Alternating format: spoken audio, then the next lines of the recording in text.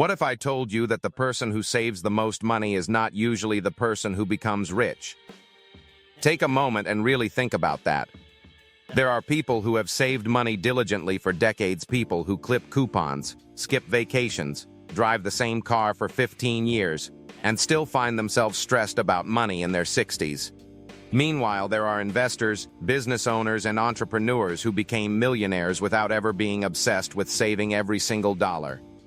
Some of them spent freely in their 20s, made mistakes, took risks, and still ended up financially free decades before the diligent saver ever did. So what's the difference? Why do some people save for 40 years and never achieve financial freedom, while others build massive wealth in a fraction of the time, sometimes in just 10 or 15 years? The answer is simple, but most people never hear it explained clearly. Saving money protects you. But investing money grows you. Protection and growth are not the same thing. One keeps you safe. The other moves you forward.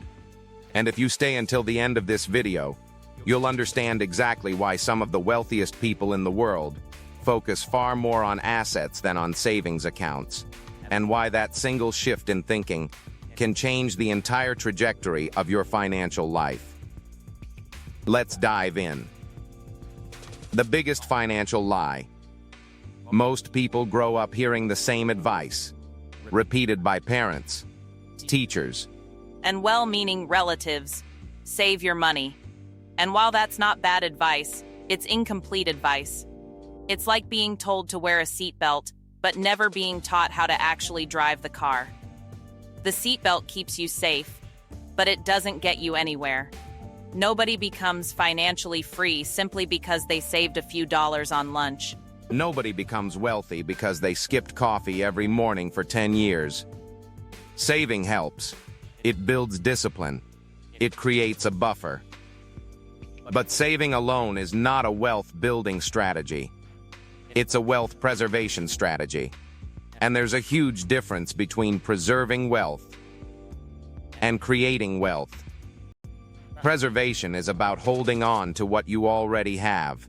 Creation is about generating something new income, new value, new ownership. You cannot preserve your way into a fortune. At some point, the math simply doesn't work, because the amount of money most people can realistically save from their paycheck is capped by their expenses, their income, and the number of hours in a day. Rich people think differently about money. Average people see money as something to protect.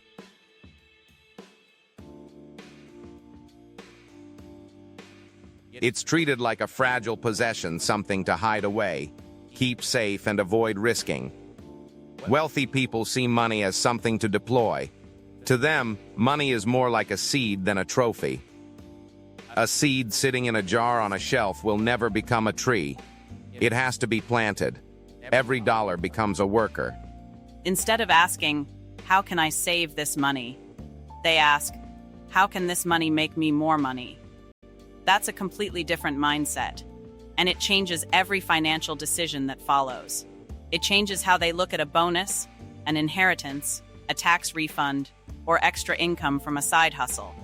Where one person sees money to put away, the other sees capital to deploy. Because wealthy people understand that money sitting still rarely changes lives. Money working can. Your salary is not the problem, many people believe.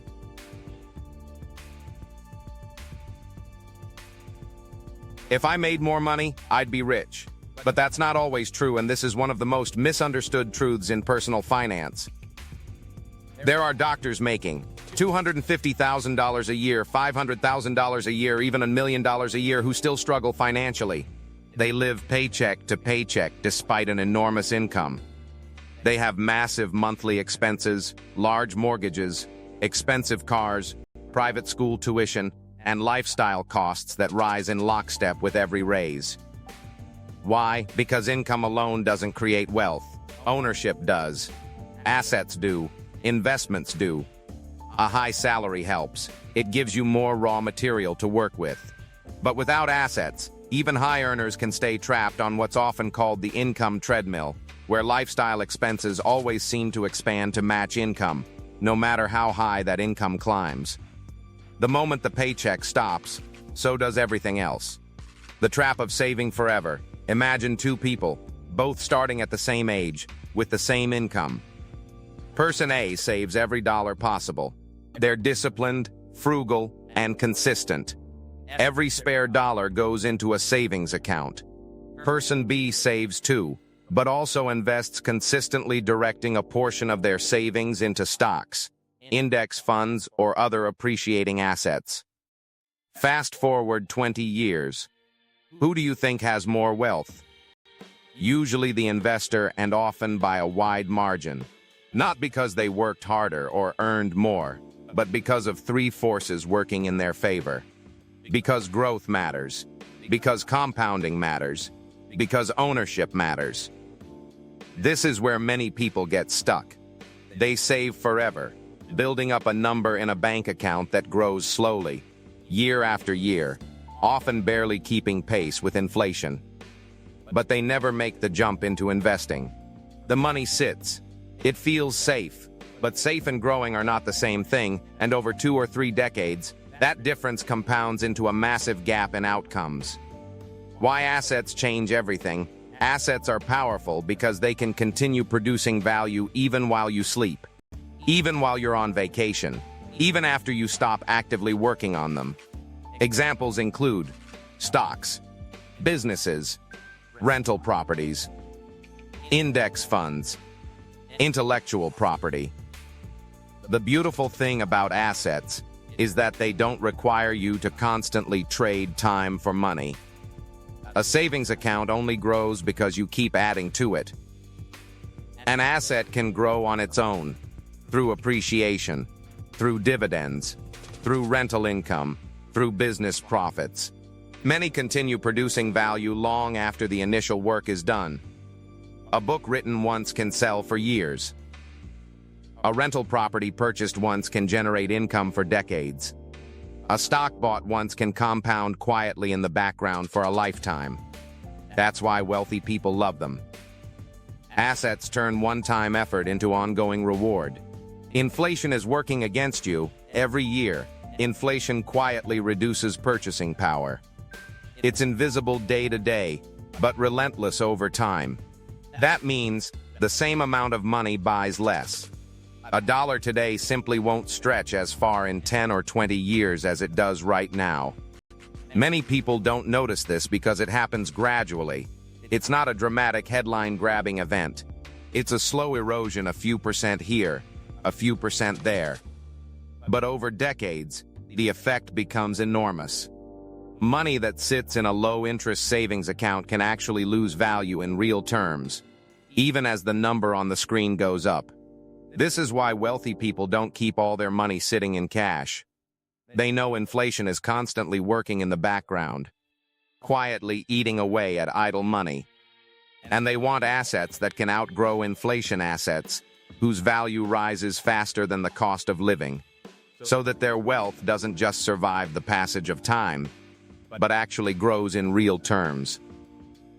The wealthy focus on cash flow. One thing you'll notice about wealthy people is that they love cash flow. Cash flow means money coming in consistently, on a regular basis, often without requiring new effort each time. For example, a rental property may generate monthly income from tenants. A business may generate ongoing profits from operations. Investments may generate dividends paid out regularly to shareholders. The goal isn't just having money sitting in an account somewhere. The goal is creating systems that produce money repeatedly, income that shows up whether or not you personally show up to work that day. That's what creates freedom. Freedom isn't a big number in a bank account that you're afraid to touch. Freedom is having enough income flowing in from assets that your time becomes optional. If you're enjoying this video so far, make sure to subscribe. On this channel, we talk about money, investing, business, real estate, financial freedom, and the strategies that help people build wealth over time. Now let's continue. Why time is more important than money. Most people underestimate time. They think the most important factor in building wealth is how much money you start with. But time is the secret ingredient behind wealth. Because time allows investments to grow, businesses to scale, assets to appreciate. The earlier you start investing, the more powerful compounding becomes. A small amount invested early can outgrow a much larger amount invested late, simply because it's had more time to compound. That's why many wealthy people start investing as soon as possible, even with small amounts. They understand that the size of the first investment matters far less than the date it was made. They know time is one asset they can never get back. You can earn more money later. You can build a bigger business later. But you can never recover years that have already passed without your money working for you. Millionaires buy assets first. When many people receive extra money, a raise, a bonus, an inheritance, they upgrade their lifestyle. Bigger car, bigger house, more expenses. It feels good in the moment. It looks successful from the outside, but it often locks people into higher monthly costs that quietly cancel out the extra income. Many millionaires do something different. They buy assets first. Then they allow those assets to pay for their lifestyle later. That's a completely different strategy. Instead of immediately converting new income into new spending, they convert it into ownership shares of a company, a piece of property, equity in a business. And over time, it creates completely different results. The person who upgraded their lifestyle is often working just as hard years later, just with bigger bills. The person who bought assets first eventually finds that those assets are generating enough income to fund the lifestyle upgrades without adding any new financial pressure. Financial freedom requires more than saving. Imagine having $100,000 in savings. That's great. It's more than most people will ever accumulate, and it represents real discipline and sacrifice. But what happens if you stop working? Eventually, the money runs out. Even with careful budgeting, a pile of savings is a finite resource. Every month you don't work, that number gets smaller. There's a countdown clock attached to it, whether you can see it or not. Now imagine having assets producing income every month. That's different. Now your wealth has the potential to continue growing, even as you draw from it. The income from dividends, rent, or business profits can replace the income you used to get from a job, without depleting the underlying asset. That's why financial freedom is often about income-producing assets rather than simply having cash. Cash is a snapshot. Income-producing assets are a system. The wealth gap, one of the biggest differences between wealthy people and average people, is ownership. Wealthy people own things. They own stocks, businesses, real estate, other appreciating assets. Average people often focus only on earning and spending, working for a paycheck, then using that paycheck to buy things that lose value the moment they're purchased. Ownership creates leverage. When you own a piece of a company, that company's growth becomes your growth, even if you never set foot in its offices. Ownership creates growth. Assets you own can increase in value over time, independent of your day-to-day effort. Ownership creates wealth. At its core, wealth isn't measured by how much you earn or how much you spend, it's measured by what you own. What saving money should actually do. Saving money has an important purpose. It's not useless, it's foundational. It should help you build an emergency fund, so unexpected expenses don't derail your life. Avoid unnecessary debt.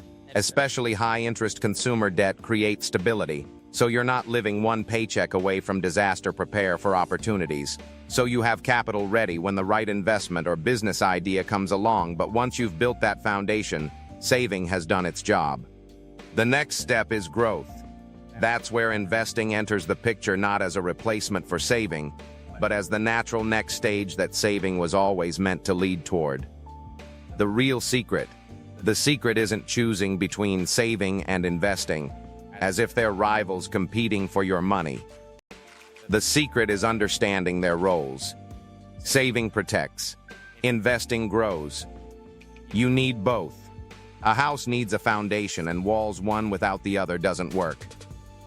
Saving without investing leaves you safe but stagnant. Investing without any savings leaves you growth-oriented but exposed to risk during emergencies. But if your entire financial strategy is saving money forever, treating the savings account as the final destination rather than a stepping stone, you may never reach true wealth. Because wealth is usually built through ownership, assets, and long-term growth, not through accumulation of cash alone. Saving money is a great habit. In fact, every wealthy person understands the importance of financial discipline, and most of them developed strong saving habits long before they became wealthy. But saving money alone won't make you rich, because money sitting still rarely changes your future. It just sits there, slowly losing value to inflation, waiting for a purpose it may never be given. Assets do change your future. Ownership does. Investing does. The people who achieve financial freedom understand that money is not the destination. Money is the tool. And when that tool is used to acquire assets that grow and generate income, when it's converted from idle cash into productive ownership, that's when real wealth begins to appear. The goal isn't just to save money. The goal is to build a financial machine made up of investments, businesses, and assets that continues working for you long after you've earned the money in the first place. That machine is what separates the person who saves for 40 years and stays stuck from the person who builds real, lasting wealth in a fraction of the time.